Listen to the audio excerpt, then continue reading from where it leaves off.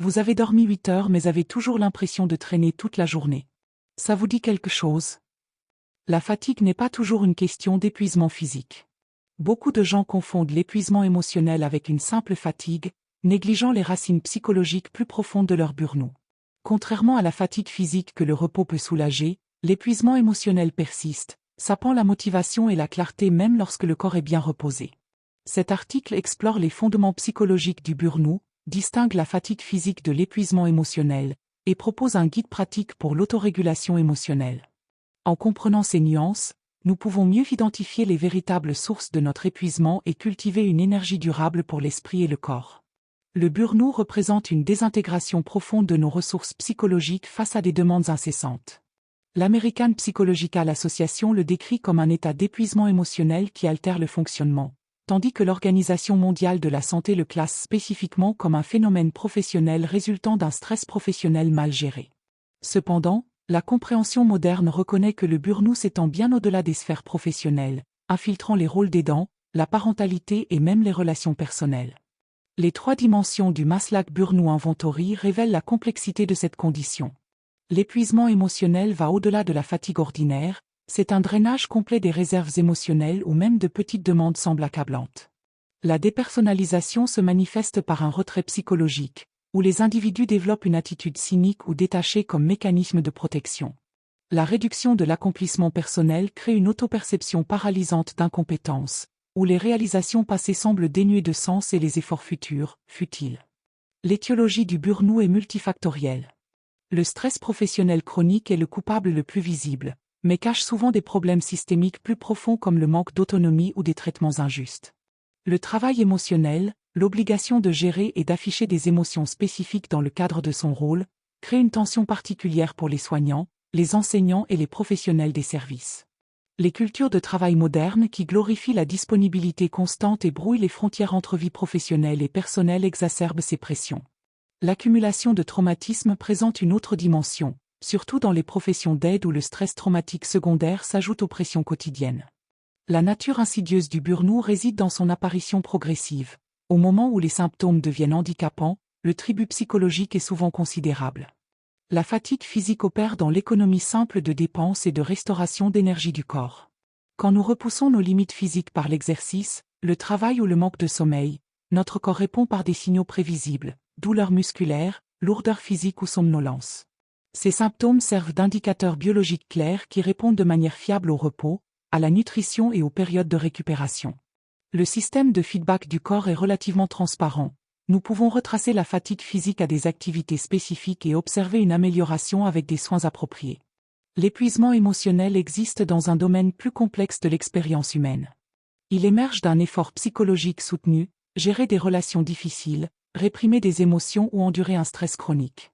Contrairement à la fatigue physique, l'épuisement émotionnel persiste malgré des nuits de sommeil suffisants et résiste aux méthodes de récupération traditionnelles. Ces symptômes sont plus insidieux. Un brouillard mental persistant qui obscurcit la prise de décision, une volatilité ou un engourdissement émotionnel, et une combinaison paradoxale d'épuisement et d'agitation. Beaucoup ressentent des manifestations psychosomatiques, maux de tête de tension, troubles gastro-intestinaux ou douleurs inexpliquées, alors que le corps somatise une tension émotionnelle non traitée.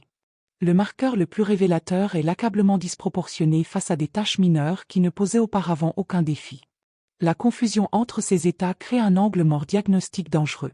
Les conseils bien intentionnés comme dormir plus ou faire de l'exercice échouent souvent à traiter le cœur de l'épuisement émotionnel, amenant les souffrants à croire qu'ils échouent dans leur auto-soin.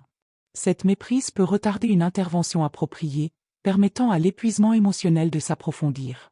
Reconnaître les signatures distinctes de chacun permet des stratégies de récupération ciblées et efficaces. La descente dans l'épuisement émotionnel suit une trajectoire prévisible mais souvent invisible. Elle commence par un stress chronique qui active notre système nerveux sympathique, nous maintenant dans un état prolongé d'alerte élevée. Cette hypervigilance, conçue par l'évolution pour des menaces à court terme, devient inadaptée lorsqu'elle est maintenue sur des mois ou des années. L'éveil constant épuise nos ressources neurochimiques, nous laissant émotionnellement stériles. Alors que la performance souffre inévitablement, la deuxième phase émerge, l'autocritique et la culpabilité. Dans notre culture obsédée par la productivité, la diminution des résultats déclenche un jugement sévère envers soi-même. Nous interprétons nos difficultés comme un échec personnel plutôt que comme une conséquence naturelle d'un surmenage. Ce dialogue interne crée une charge émotionnelle supplémentaire, drainant davantage des réserves déjà épuisées. Le jugement même censé motiver devient une autre source d'épuisement. La dernière étape implique une suppression et une déconnexion émotionnelle. Submergés par une détresse persistante, nous engourdissons inconsciemment notre expérience émotionnelle. Les relations se tendent alors que nous nous retirons de la connexion. Ironiquement, ce détachement protecteur, bien qu'apportant un soulagement temporaire, aggrave finalement notre isolement et notre famine émotionnelle. Le cycle s'auto-entretient. Le stress mène à l'épuisement qui mène à un mauvais fonctionnement qui mène à plus de stress. Briser ce modèle nécessite une intervention consciente à plusieurs niveaux, physiologique, cognitif et comportemental. Développer une résilience émotionnelle nécessite une approche systématique et multicouche qui traite les causes profondes de l'épuisement tout en reconstruisant les ressources psychologiques. Le voyage commence par cultiver une conscience précise. Beaucoup d'entre nous avançons dans la vie avec seulement un vague sentiment d'être fatigués, incapables de distinguer entre fatigue physique, émotionnelle et cognitive. Tenir un journal détaillé de la fatigue peut révéler des modèles. Peut-être que l'épuisement émotionnel culmine après certaines interactions, ou que la fatigue cognitive suit une concentration prolongée. Élargir notre vocabulaire émotionnel au-delà des termes basiques comme stressé ou fatigué permet une auto-évaluation plus précise. Quand nous pouvons nommer ce que nous vivons comme un accablement dû à des besoins non satisfaits plutôt qu'une simple fatigue, nous gagnons en capacité à y remédier. La régulation du système nerveux forme la base physiologique de la récupération. La théorie polyvagale explique comment notre système nerveux autonome gouverne notre capacité d'engagement et de récupération. Des techniques simples d'ancrage comme la méthode 5-4-3-2-1, notez 5 choses que vous voyez, 4 que vous pouvez toucher, etc., peuvent rapidement nous faire passer de la panique à la présence. Les pratiques de respiration comme la respiration en boîte, inspirer pendant 4, retenir pendant 4, expirer pendant 4, retenir pendant 4, influencent directement le nerf vague, notre voie naturelle de relaxation. La régulation par le mouvement, que ce soit le yoga doux ou la marche consciente, aide à libérer les hormones de stress accumulées. Peut-être plus puissant encore est la corégulation par une connexion humaine sûre. Une présence calme et en phase peut littéralement aider à réguler le système nerveux d'une autre personne. L'hygiène émotionnelle implique de développer des pratiques quotidiennes pour traiter les émotions avant qu'elles ne s'accumulent. Cela contraste fortement avec notre tendance culturelle à supprimer les sentiments jusqu'à ce qu'ils explosent. Des bilans émotionnels brefs mais réguliers, faire une pause pour reconnaître et nommer les sentiments actuels, préviennent l'accumulation émotionnelle. Créer des exutoires sains pour l'expression émotionnelle, que ce soit par le journaling, l'art ou des conversations authentiques, permet une libération constructive. Tout aussi important est de limiter le travail émotionnel inutile, particulièrement pour les aidants naturels qui ont l'habitude de prioriser les besoins des autres. Apprendre à discerner entre une présence de soutien et une surresponsabilité pour les émotions d'autrui est crucial.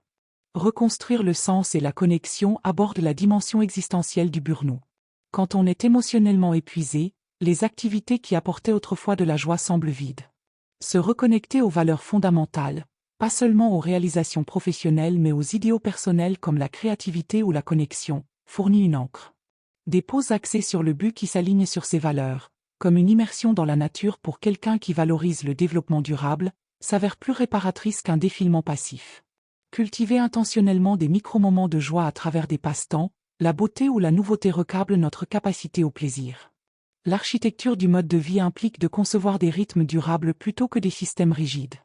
Notre cerveau aime la prévisibilité mais résiste à l'inflexibilité. Créer des cycles de sommeil-éveil cohérents, des périodes sans technologie et des rituels de transition entre le travail et le temps personnel réduit la charge cognitive. La restructuration du dialogue interne aide à remplacer l'autocritique par une responsabilité compatissante. Bien que le sommeil et la nutrition soutiennent la récupération, ils fonctionnent mieux dans ce cadre plus large de vie intentionnelle. Bien que les stratégies d'autorégulation fournissent des outils puissants, certains indicateurs suggèrent le besoin d'une intervention professionnelle. Quand l'épuisement émotionnel persiste malgré des changements de mode de vie et un repos adéquat, des facteurs psychologiques plus profonds peuvent être en jeu. Une anédonie persistante, incapacité à ressentir du plaisir, un désespoir omniprésent ou des pensées négatives intrusives peuvent signaler une dépression clinique. Les symptômes de traumatisme comme l'hypervigilance, les flashbacks ou l'engourdissement émotionnel nécessitent souvent des approches thérapeutiques spécialisées. L'incapacité à récupérer après un congé prolongé suggère des schémas de Burnout enracinés qui nécessitent une navigation professionnelle. Diverses modalités thérapeutiques offrent des bénéfices spécifiques. La thérapie cognitivo-comportementale aide à recadrer les schémas de pensée inadaptés, l'expérience somatique traite les traumatismes stockés dans le corps, et le coaching en Burnout fournit une réhabilitation structurée. Demander de l'aide devient particulièrement urgent quand l'épuisement émotionnel affecte le fonctionnement de base, négligence des soins personnels, retrait de toutes les relations ou idées suicidaires. Le soutien professionnel crée un contenant sûr pour traiter le stress accumulé tout en développant des stratégies de récupération personnalisées. Dans les cas graves, un congé médical temporaire ou un traitement en hospitalisation peut être nécessaire. Tout comme nous ne nous attendrions pas à guérir une fracture osseuse par la seule volonté, l'épuisement émotionnel sévère nécessite souvent des soins experts. Reconnaître ce besoin ne représente pas une faiblesse, mais de la sagesse, le premier pas vers une récupération durable et une capacité renouvelée à s'engager de manière significative dans la vie. Vous n'êtes peut-être pas fatigué, vous êtes peut-être émotionnellement surchargé. L'épuisement que vous ressentez après une nuit complète de sommeil, la lourdeur qui persiste malgré le repos physique, n'est souvent pas un corps ayant besoin de récupération, mais une âme vidée par un travail invisible.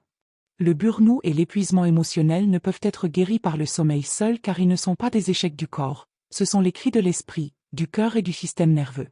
Le chemin vers une véritable restauration commence par la reconnaissance, nommer la fatigue pour ce qu'elle est vraiment. Elle exige plus que des pauses, elle nécessite une régulation émotionnelle, des pauses intentionnelles et le courage de fixer des limites qui protègent votre énergie. Guérir ne consiste pas à pousser plus fort ou à se reposer plus longtemps, mais à écouter plus profondément. Quand l'âme est fatiguée, aucune quantité de caféine, d'astuces de productivité ou de positivité forcée ne la reconstituera. Seule la compassion, pour vous-même, pour vos limites et pour le poids émotionnel que vous portez, peut commencer à soulager le fardeau. Alors si vous êtes bien reposé mais toujours las, demandez-vous, par quoi suis-je vraiment épuisé? La réponse pourrait ne pas être dans votre corps, mais dans votre cœur. Et ce genre de fatigue nécessite un genre de soin différent.